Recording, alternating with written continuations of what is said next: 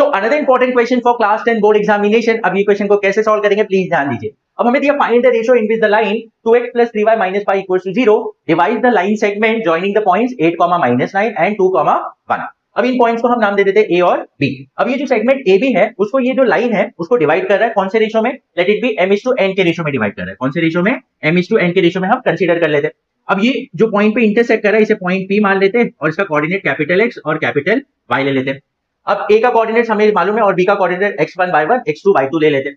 अब internal division formula या section formula से हम इसके x कोऑर्डिनेट और y कोऑर्डिनेट निकाल सकते हैं। तो अब देखो इसका x कोऑर्डिनेट क्या होगा? So that will be mx2 + nx1 divide by m + n। अब जैसे m और n तो हमें नहीं मालूम है, अब x2 हमें मालूम है। What is x2? That is 2 plus n x1 क्या है? 8 अपॉन m + n।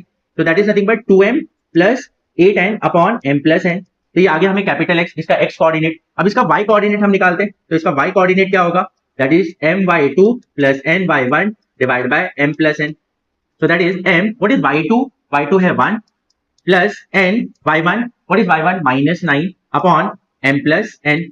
तो ये क्या हो जाएगा? That is m plus into minus minus 9n upon m + n।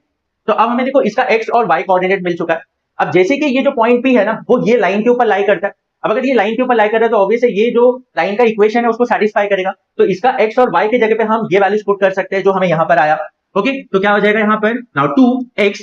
अब यहाँ x की जगह पे हम क्या लिख सकते हैं? That is 2m + 8n divide by m + n। Yes और नो? Plus 3y।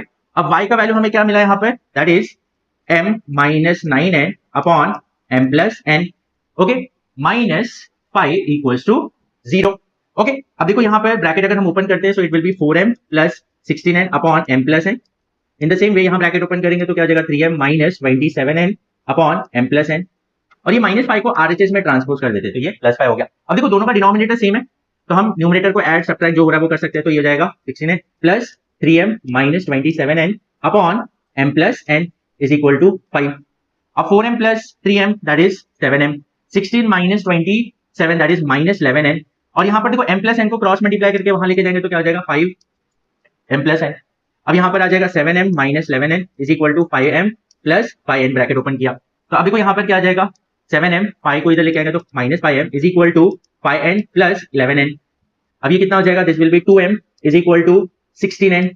यस, अब यहाँ पर n और m जो है ना उसको एक तरफ ले लेते हैं तो m upon n is equal to, ये 2 को यहाँ ट्रांसफर तो 16 अपॉन 2, तो 2 × 1 2 × 8।